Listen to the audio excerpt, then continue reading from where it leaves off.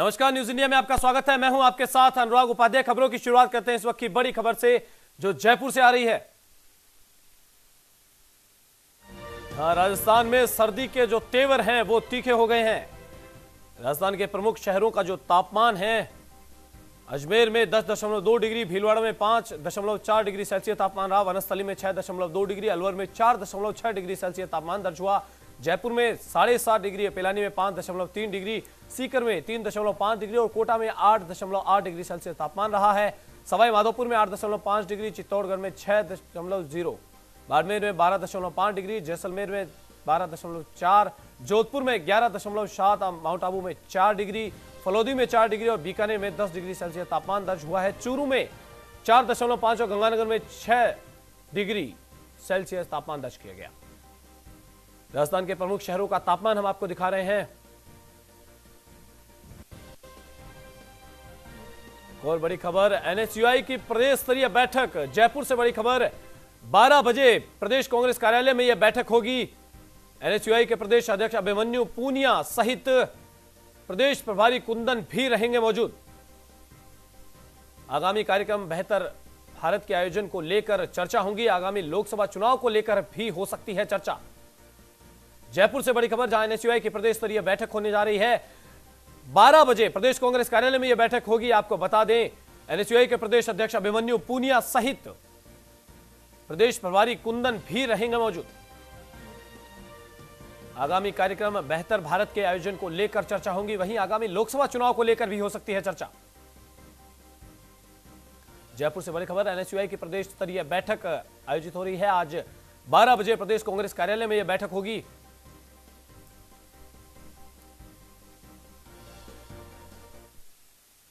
राजनीतिक दृष्टि से संवेदनशील राम जन्मभूमि बाबरी मस्जिद भूमि विवाद में दायर अपीलों पर आज सुनवाई होने वाली है। यह मामला प्रधान न्यायाधीश रंजन गोगोई और न्यायमूर्ति संजय किशन कौल की पीठ के समक्ष सूचीबद्ध है।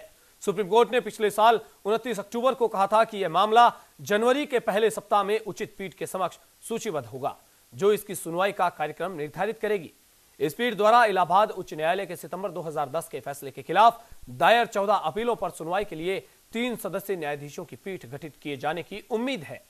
उच्च न्यायालय ने इस विवाद में दायर 4 दीवानी वाद पर अपने फैसले में 2.77 एकड़ भूमि का सुन्नी वक्फ बोर्ड, निर्मोही अखाड़ा और रामलला के बीच समान रूप से बंटवारा करने का आदेश दिया था।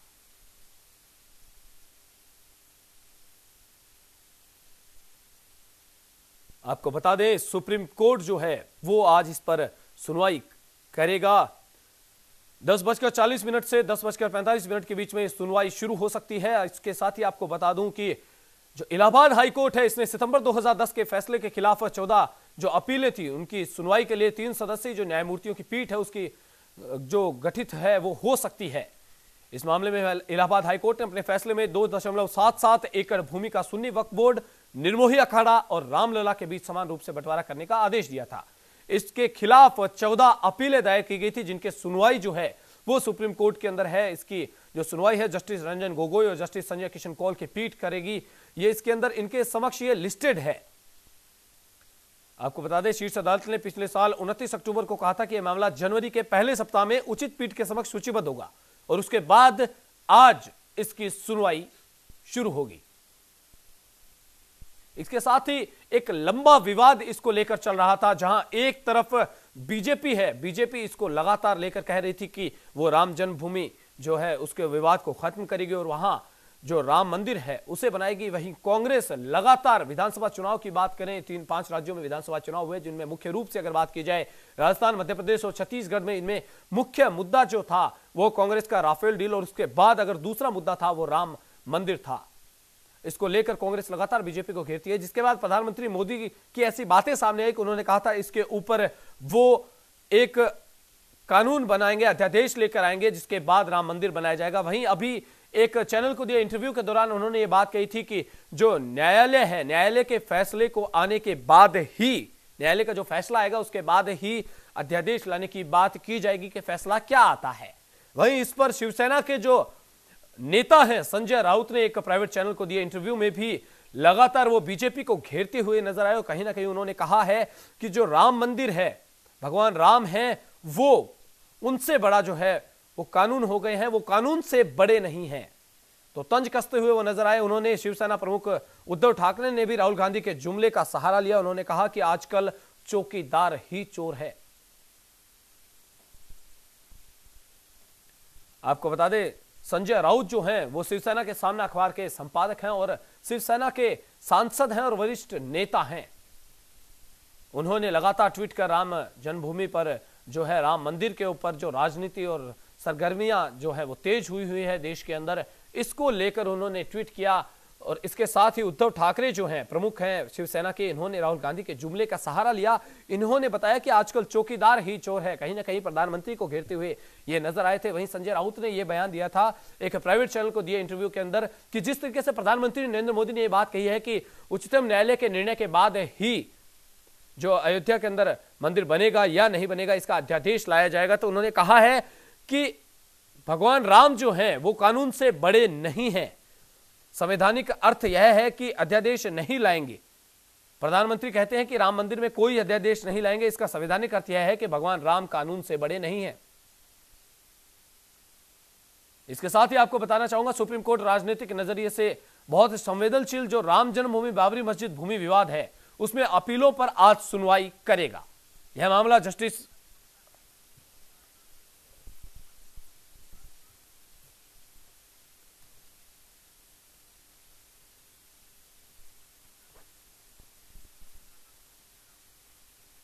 इसी चर्चा पर हमारे साथ ओंकार नाथ सिंह जो हैं वरिष्ठ अधिवक्ता हैं, वो हमारे साथ जुड़ चुके हैं। ओंकार नाथ जी, आपका बहुत बहुत स्वागत है न्यूज इंडिया के अंदर। नमस्कार साहब जी। जिस तरीके से पूरे भारत के अंदर एक राजनीति जो है वो राम मंदिर पर गरमाई हुई है, चाहे कांग्रेस की बात करें या शिवसेना की बात करें, किसी की भी बात करें, आज सुप्रीम कोर्ट में जो 14 अपीलें की गई थी उन पर सुनवाई होनी है, क्या कुछ हो सकता है आज? मैं बताना चाहूंगा कि अयोध्या में राम मंदिर बनाने के मुद्दे पर राष्ट्रीय स्वयंसेवक संघ या संत समाज का दबाव कितना भी ज्यादा हो, लेकिन केंद्र सरकार की तरफ से अध्यादेश बनाने या संसद में कानून बनाने की संभावनाएं बिल्कुल क्षीण है जी। और नैतिक रूप से हर संवैधानिक पद पर बैठे हुए प्रधानमंत्री को गरिमा को ध्यान में रखते हुए, हेलो जी जी, अपनी गरिमा को ध्यान में रखते हुए कानून को सर्वोपरि रखना चाहिए जी। सुप्रीम कोर्ट में मामला लंबित है और जब तक निस्तारण ना हो जाए किसी भी संवैधानिक पद पर बैठे हुए व्यक्ति को इस तरीके की अनर्गल बात नहीं करनी चाहिए। भगवान राम एक आस्था का विषय है, मंदिर एक आस्था का विषय है, लेकिन यहाँ पर राजनीतिक और कानूनों को दायरे में रख करके तुलनात्मक अध्ययन किया जाए तो मेरा भी अपना ये मानना है कि सुप्रीम कोर्ट पे निर्णय आने के उपरांत यदि सुप्रीम कोर्ट भी इस निर्णय को ठीक ढंग से नहीं कर पाती है तो सामाजिक रूप से समाज का जो संवर्ग है, साधु संत समाज है, अन्य समाज है, जो चाह रहा है कि मंदिर बने, उनकी भावनाओं के समादर में अध्यादेश लाया जाना चाहिए, किंतु सुप्रीम कोर्ट में निर्णय लाने के उपरांत। इसके पहले संवैधानिक रूप से अध्यादेश को लाना मेरी समझ से उचित नहीं है। जी, आपसे पूछना चाहूंगा, इलाहाबाद हाईकोर्ट की अगर बात करें, इलाहाबाद हाईकोर्ट ने भी 2.77 एकड़ जो भूमि है उसका 3 हिस्सों में बंटवारा किया था और उसके बाद ये अपील लगाई गई थी, 14 अपीलें लगी थी, तो जो वो बंटवारा है वो तो वहीं रुक गया होगा उसके बाद। जाहिर सी बात है, जब कोई माननीय उच्च न्यायालय ने किया और सर्वोच्च न्यायालय में यदि अपील आ गई तो नीचे के सारे आदेश अपने आप में स्वयं में शून्य हो जाते हैं जब तक कि सर्वोच्च न्यायालय ने उस पर निर्णय कोई न कर दे। अब सर्वोच्च न्यायालय में विचाराधीन रहते हुए जी ओंकारनाथ जी, ओंकारनाथ जी आपको बीच में रोकना चाहूंगा। शिवसेना के मीडिया कोऑर्डिनेटर है ऋतुराज, वो हमारे साथ जुड़ चुके हैं। ऋतुराज जी, आपका बहुत बहुत स्वागत है चर्चा में। जी नमस्कार। जिस तरीके से लगातार बातें सामने आ रही है और आपके जो उद्धव ठाकरे हैं, उद्धव ठाकरे जी द्वारा ये बात कही गई है कि राहुल गांधी का उन्होंने जुमले का इस्तेमाल किया कि चौकीदार ही चोर है। वहीं जो वरिष्ठ अधिवक्ता है ओंकारनाथ जी, उन्होंने भी बताया कि प्रधानमंत्री को इस तरीके का बयान, जहां तक उच्चतम न्यायालय में जब मामला चल रहा हो उस दौरान ऐसे बात नहीं कहनी चाहिए कि अध्यादेश लाया जाएगा। उसके बाद शिवसेना इस पर क्या कर रही है? देखिए, अध्यादेश लाना आवश्यक है क्योंकि ये जो निर्णय है ये भारत की और हिंदुओं की आस्था का विषय है जी। जहाँ तक है कि सालों से इस चीज पे राजनीति भी गर्म होती है ये है और सत्ता दर सत्ता लोग शासन में सत्ता पे बैठते भी आए हैं राम मंदिर के नाम पे। लेकिन जब बात आती है, मैनिफेस्टो में पहले भी बोला गया है, बीजेपी हर बार कहती है कि रामलला हम आएंगे, मंदिर वहीं बनाएंगे जी। जब पूर्ण रूप से सत्ता होने के बावजूद अगर इतने वक्त की सत्ता में भी अगर बीजेपी राम मंदिर नहीं बना सकती या कोई निर्णय नहीं ले सकती तो वो सरासर हिंदुओं की आस्था के साथ खिलवाड़ है। मानता हूं कि न्यायालय के अंदर मामला है, लेकिन राजनीति और जो संसद के अंदर जो व्यक्ति बैठे हैं, बहुत सारे ऐसे मामले हैं जो कोर्ट के अलावा संसद के अंदर हल किए गए हैं, अध्यादेश ला करके हल करे गए हैं। तो क्या इस मुद्दे पे एक अध्यादेश ला करके करोड़ों लोगों की आस्था के साथ में न्याय नहीं करना चाहिए बीजेपी को? जी ओंकारनाथ जी, ओंकारनाथ जी हमारे साथ ऋतुराज जी जुड़े हुए हैं, इनके जो जवाब दिया है उस पर क्या कहना आपका? जी बिल्कुल, ऋतुराज जी की भावनाओं का कद्र करते हुए मैं स्वागत करता हूँ जी, अभिनंदन करता हूँ। साथ में बताना चाहूंगा, जब मामला सुप्रीम कोर्ट में लंबित हो गया, ऐसी स्थिति में केंद्र सरकार को सिर्फ अपने वोट बैंक के खातिर इस तरीके का कोई निर्णय नहीं लेना चाहिए जिससे कि वो राजनीतिक रूप से ओतप्रोत हो। संवैधानिक पद पर बैठते हुए सर्वोच्च न्यायालय का निर्णय आ जाने के उपरांत यदि सर्वोच्च न्यायालय न्यायपूर्ण तरीके से न्याय नहीं कर पाती है तो निश्चित तौर संसद में अध्यादेश ला करके कानून बना करके उस चीज को अमल करना होगा जी। ये एक बड़ा पद है, अंतर्राष्ट्रीय स्तर पर देखने वाला मुद्दा है। इस मुद्दे पे जब तक सुप्रीम कोर्ट कोई अपना निर्णय ना दे तब तक संवैधानिक पद पर बैठे हुए प्रधानमंत्री को अथवा राष्ट्रपति को इसमें दखल नहीं देना चाहिए। कानूनी रूप से सर्वोच्च न्यायालय का निर्णय तक हमें इंतजार करना चाहिए। सभी की भावनाओं की कद्र की जाती है, धर्म का भी अपना एक अलग विषय और ओंकारनाथ जी हमारे साथ मौलाना शहादत हुसैन रिजवी जी हमारे साथ जुड़ चुके हैं। मौलाना साहब आपका बहुत बहुत स्वागत है चर्चा में। आने दीजिए लाइन पे, स्वागत है जी। मैं ये पूछना चाहूंगा, जिस तरीके से आज सुनवाई है और 14 याचिकाएं लगाई गई है, क्या लगता है आज क्या सुनवाई शुरुआत क्या हो सकती है?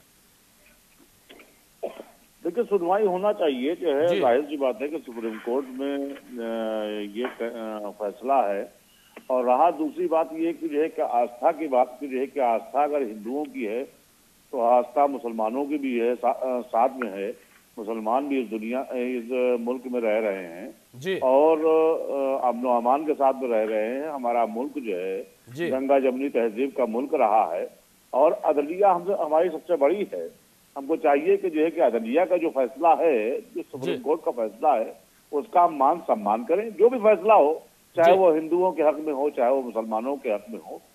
और यहाँ पर अब जब विवादित जमीन जब कोर्ट तक के मामला चला गया है तो आस्था अगर जो है आस्था ली जाएगी तो आस्था अगर हिंदुओं की है तो मुसलमानों को भी आस्था है। बिल्कुल मौलाना साहब सही कहा आपने कि आस्था की अगर बात की जाए तो पूरा जो भारत देश है, भारत देश कहीं ना कहीं विभिन्नताओं में एकता वाला देश है और हर जाति धर्म के लोग इसमें रहते हैं। हर धर्म के लोगों में अपनी एक आस्था होती है। मैं शिवसेना से जो ऋतुराज जी हैं इनसे सवाल करना चाहूंगा। ऋतुराज जी, एक बात कही गई थी, जैसा कि ओंकारनाथ जी ने यह बताया कि जिस तरीके से अगर मामला लंबित है उस पर अगर कार्यपालिका अगर उस पर न्यायपालिका जो है न्यायपालिका अगर कार्य कर रही है तो ये ऐसा बयान नहीं दिए जा सकते। वहीं अगर हम बात करें शिवसेना की तो शिवसेना ने यह बात कही थी कि प्रधानमंत्री नरेंद्र मोदी ने अगर अध्यादेश लाने की बात कही थी और वो ये कह रहे हैं बाद में अपने इंटरव्यू के अंदर कि ये अध्यादेश बाद में लाया जाएगा, पहले कोर्ट का फैसला होगा। तो ये बात कही गई थी। आपके जो वरिष्ठ नेता हैं संजय राउत, उन्होंने ये बात कही थी क्या राम मंदिर अगर बात की जाए, भगवान राम जो है वो न्यायपालिका से बड़े हो गए हैं। सॉरी, न्यायपालिका जो है, न्यायपालिका भगवान राम से बड़ी हो गई है। न्यायपालिका भगवान राम से बड़ी हो गई है। तो इस तरीके को जो बात है, इस तरीके से कमेंट करना किस हद तक सही है? देखिए, जो आस्था है वो आस्था कभी भी किसी भी चीज से बड़ी नहीं हो सकती जी। जो एक अभी मौलाना साहब ने कहा कि हमारी आस्था है, ठीक है, तो मैं पहले तो इनसे पूछना चाहूंगा कि क्या आपकी बाबर में आस्था है? बाबर में आस्था नहीं है, बल्कि मस्जिद में आस्था है। नहीं, सब मस्जिद में तो कानून आपके जो एक आपकी कुरान भी ये कहती है कि आपके जो मस्जिद है, ठीक है, जो एक प्रार्थना स्थल है, उसे दूसरी जगह कहीं शिफ्ट किया जा सकता है। वो राम मंदिर, ये सिर्फ राम मंदिर नहीं है, राम जन्म स्थान है और जन्म स्थान किसी दूसरी जगह नहीं हो सकता। देखिए शिफ्ट किया जा सकता है, शिफ्ट की बात नहीं है। यहाँ पर जो है सुप्रीम कोर्ट जब मामला चल रहा है, सुप्रीम कोर्ट में जब सुप्रीम कोर्ट अदलिया में पड़ा हुआ है तो शिफ्ट करने का यहाँ पर कोई सवाल ही नहीं पैदा होता। पहले बात फैसला तो नहीं, जब मुस्लिम समाज भाईचारे करता है तो वो क्या 100 करोड़ हिंदुओं की आस्था को देखते हुए क्या उस जगह पे अपना दावा नहीं छोड़ सकता? अगर गंगा अरे भाई आप आस्था की बात कर रहे हैं तो आस्था जो है, जब अगर आस्था ही की बात होती तो सुप्रीम कोर्ट में ये मामला क्यों जाता? आस्था का सम्मान नहीं करना चाहिए। आस्था का सम्मान करना चाहिए, लेकिन जब अगर आस्था ही की बात होती तो मुसलमान और हिंदू दोनों कोर्ट में क्यों जाते? आप ये बताइए पहले। अरे साहब, मैं एक छोटी सी चीज कह रहा हूँ कि 100 करोड़ हिंदुओं की आस्था के लिए आप भाईचारे और जिस गंगा जमुनी तहजीब की जिसका जिक्र कर रहे हो, क्या उसके बेस पे आप अपना दावा छोड़ करके आप इस केस को वापस क्यों नहीं ले लेते हैं? भाई गंगा जमुनी तहजीब का मुल्क है, खड़ा होता। हाँ, गंगा जमुनी तहजीब के मुल्क में रह रहे हैं, तभी तो हम जो है अपने कोर्ट की बात कर रहे हैं। और पहली ईंट एक मुसलमान लगाए, आइए ना आप। देखिए, ऐसा है कि गंगा जमुनी तहजीब का हमारा मुल्क है, तभी तो हम ये बात कर रहे हैं कि जो है कि हमारी जो अदलिया फैसला करेगी उसका हम मान सम्मान करेंगे। बात खत्म। जब तीन तलाक पे जब अगर मामला आता है, तब आपके नेता ही और आपके मौलवी खुद कहते हैं कि हम कानून को नहीं मानेंगे, हम अपनी कुरान को मानेंगे। भाई 3 तलाक के ऊपर अब बात नहीं कर सकते हम जो है। देखिए, ऐसा है, हमारे यहाँ हम शिया धर्म गुरु हैं, हमारे यहाँ 3 तलाक को जो है इस तरह नहीं है। जब आपकी एक मजहबी किताब के आधार पे चलने के लिए आप बात करते हो कि हम कानून का फैसला नहीं मानेंगे, हम संसद का फैसला नहीं मानेंगे। भाई फैसला देखिए ऐसा है कि जो है कि पहली बात तो ये है, जो आप 3 तलाक की बात कर रहे हैं, हम उसको खुद मुखालिफ हैं। अब दोगली बात अरे सुनिए तो, अरे आप सुनिए तो भाई, कानून नहीं मानेंगे 3 तलाक पे, और जब अरे भाई आप सुनिए तो कि हम कानून की बात करेंगे। ऋतुराज जी जवाब सुन लीजिए मौलाना साहब से। जी मौलाना साहब। देखिए ऐसा है कि जो है कि रहा 3 तलाक की बात, 3 तलाक के मुखालिफ जितने आप हैं उतने हम भी हैं। हम शिया धर्म गुरु हैं, 3 तलाक के जितने खिलाफ आप हैं उतने हम भी हैं। अब इशू की बात कीजिए, चाहे राम मंदिर की बात कीजिए, आप इशू पर आइए। अरे साहब, आप राम मंदिर की बात नहीं, यहाँ बात हो रही है कानून की, कि आप जब ये फैसला करेगा या ये राजनीति करेगी इस फैसले को। भाई राजनीति अगर करना होती तो 70 सालों में हो चुका होता। अब जब सुप्रीम कोर्ट में मामला पड़ा है तो जाहिर सी बात है कि जो है कि आप क्यों कह रहे हैं कि आप मुकदमा वापस ले लीजिए और ये कर लीजिए और वो कर लीजिए। आप मुकदमा वापस ले लीजिए, हम मान कीजिए। गंगा जमुनी तहजीब, आप बात कर रहे हैं भाई, गंगा जमुनी तहजीब आपके लिए भी तो वही उतनी ही लागू होती है हिंदुस्तान के अंदर, गंगा जमुनी तहजीब। ओंकारनाथ जी, अरे साहब, हम तो कह रहे हैं कि राम जन्म स्थान कहीं और हो ही नहीं सकता। अरे साहब जो है जन्म स्थान सिर्फ अरे साहब आपकी आस्था है तो मुसलमानों की आस्था नहीं है। ओंकारनाथ जी, ओंकारनाथ जी, आपने जिस तरीके से इन्हें सुना, क्या लगता है कि धार्मिक भावना का पूरा मामला है, तो किस तरीके से कोर्ट को भी काफी मामले से जुड़ा हुआ रहेगा, काफी सतर्कता बरतनी पड़ेगी इस फैसले के अंदर? देखिए भाई साहब, मेरा जहां तक अपना मानना है कि राम मंदिर के मुद्दे पर उच्चतम न्यायालय जो भी निर्णय दे वो सभी को स्वीकार होना चाहिए, चाहे वो हिंदू हो, चाहे मुस्लिम हो, चाहे वो अन्य समुदाय का सदस्य हो। हमारा रुख एक समान रहा है। प्रधानमंत्री जी ने जब एक कह दिया कि सर्वोच्च न्यायालय के निर्णय के उपरांत हमारा संविधान सबसे बड़ा है, संविधान का आदर करना, समादर करना हर एक भारतीय नागरिक का धर्म है। जी, धर्म चाहे जो हो, चाहे हिंदू हो, चाहे इस्लाम हो, चाहे अन्य धर्मों के लोग हों, उसमें यदि राष्ट्रीयता की भावना है तो उसका सबसे बड़ा धर्म उसकी अपनी संसद में होने वाली आपका जो निर्णय होगा संसद का, वो सर्वोपरि होगा। अभी सर्वोच्च न्यायालय के निर्णय के बाद हमारे पास एक और स्थान है जो धर्म का सबसे बड़ा मंदिर है, सभी धर्मों का मंदिर है, वो है हमारी संसद।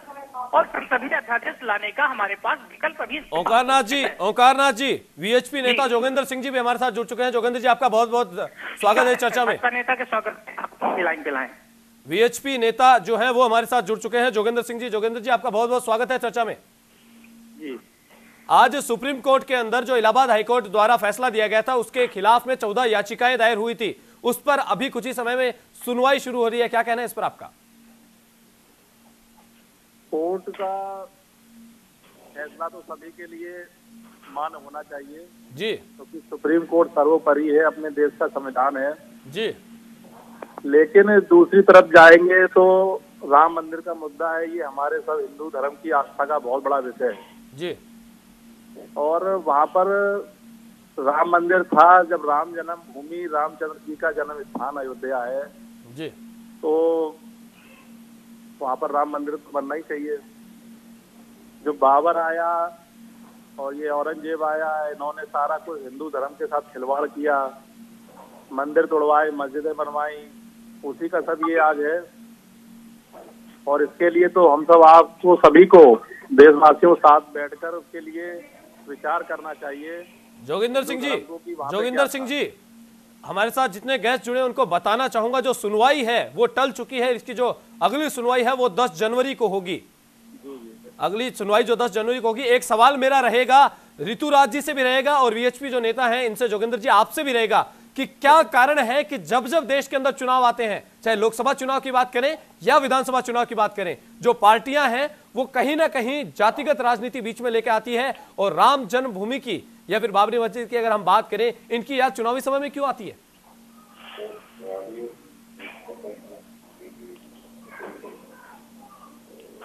जी ऋतुराज जी जवाब दीजिए। ऋतुराज जी जवाब दीजिए कि क्या कारण है कि देश के अंदर जब भी चुनाव आते हैं, चाहे लोकसभा चुनाव हो या विधानसभा चुनाव, राम जन्मभूमि और रामलला की याद इसी समय क्यों आती है? नहीं, देखिए अभी जो कोर्ट ने जो वक्त दिया, जैसे 4 जनवरी का दिया, तो वो किसी राजनीतिक पार्टी ने वो वक्त नहीं दिया, वो कोर्ट का वक्त दिया हुआ है। जैसे आज भी सुनवाई टल करके आप बता रहे हैं कि 10 तारीख की सुनवाई, अभी आपने जो बताया कि 10 जनवरी को सुनवाई, 10 जनवरी तक सुनवाई टल गई है। तो जो समय दिया जा रहा है वो कहीं न कहीं कोर्ट के द्वारा दिया जा रहा है, राजनीतिक पार्टियों के द्वारा नहीं दिया जा रहा। नहीं, वो समय कोर्ट के द्वारा दिया जा रहा है, मैं वो नहीं बोल रहा, कोर्ट के द्वारा समय दिया जा रहा है। पर राजनीतिक पार्टियों को रामलला की जो याद है, बाबरी मस्जिद का जो मामला है, ये सिर्फ लोकसभा चुनाव और विधानसभा चुनाव के समय क्यों याद आता है? साहब ये मुद्दा तो 92 से नहीं, अगर आप देखें तो ये अंग्रेजों के टाइम से चलता आ रहा है जी। उस वक्त तो कोई राजनीतिक पार्टी देश के अंदर होती भी नहीं थी जी। उस वक्त संगठन जरूर थे जो आजादी के लिए लड़ रहे थे, राजनीतिक पार्टियां नहीं थी। ये मुद्दा अंग्रेजों के टाइम से आ रहा है। शायद आपको ध्यान भी हो, एक बार जब ये विवादित, जितने मेहमान इस चर्चा में हमारे साथ जुड़े, अगली जो सुनवाई है वो 10 तारीख को होगी सुप्रीम कोर्ट पर। हमारी चर्चा में जुड़ने के लिए जो समय है वो हमें इजाजत नहीं देता इस चर्चा को आगे बढ़ाने की। हमारी चर्चा में रहने के लिए सभी जो मेहमान थे उनका धन्यवाद। फिलहाल इस चर्चा में इतना ही। देश दुनिया की ताजा तरीन खबरों के लिए बने रहिए हमारे साथ। नमस्कार।